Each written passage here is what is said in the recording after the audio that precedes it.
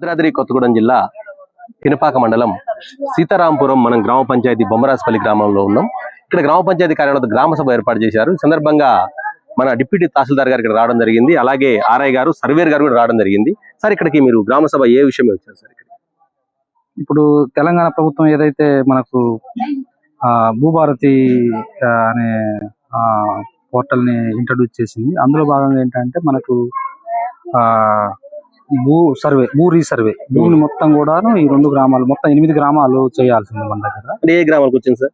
ఇప్పుడు మనకు ప్రస్తుతానికి ఇక్కడ పైలట్ ప్రాజెక్ట్ కింద ఇప్పుడు మనకు 3 గ్రామాలే తీసుకున్నాము. ఇంకా 5 గ్రామాలు తర్వాత తదుపరి దాన్ని ముందు ట్రైబ్స్ ఎక్కువ ఏరియాలు అంటే భూమి ఏదైతే 1000 ఎకరాలు ఉందో దాన్ని మాత్రమే మనం చేయడం జరిగింది.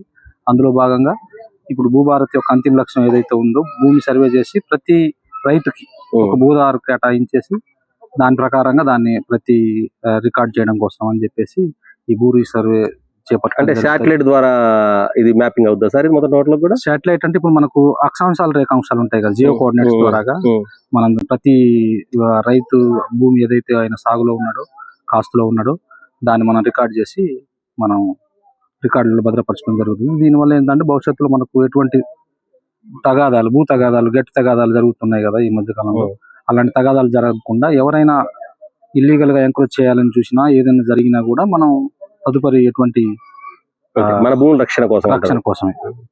విన్నారు కదా డిప్యూటీ తహసీల్దార్ ఏం చెప్తున్నాడు? భూదార్ అనే దాని ఒక నెంబర్ వస్తుంది, ఎట్లా ఆధార్ కార్డు అయితే ఉందో ప్రతి భూమికి ఆ భూమికి రక్షణ కదా ఉపయోగపడుద్ది అని చెప్తున్నారు. కాబట్టి ఇలాంటి సర్వేలకు ప్రజలు కూడా సహకరించాలని మేము కూడా ఎస్బీ న్యూస్ కోరుకుంటున్నాం. Thank you.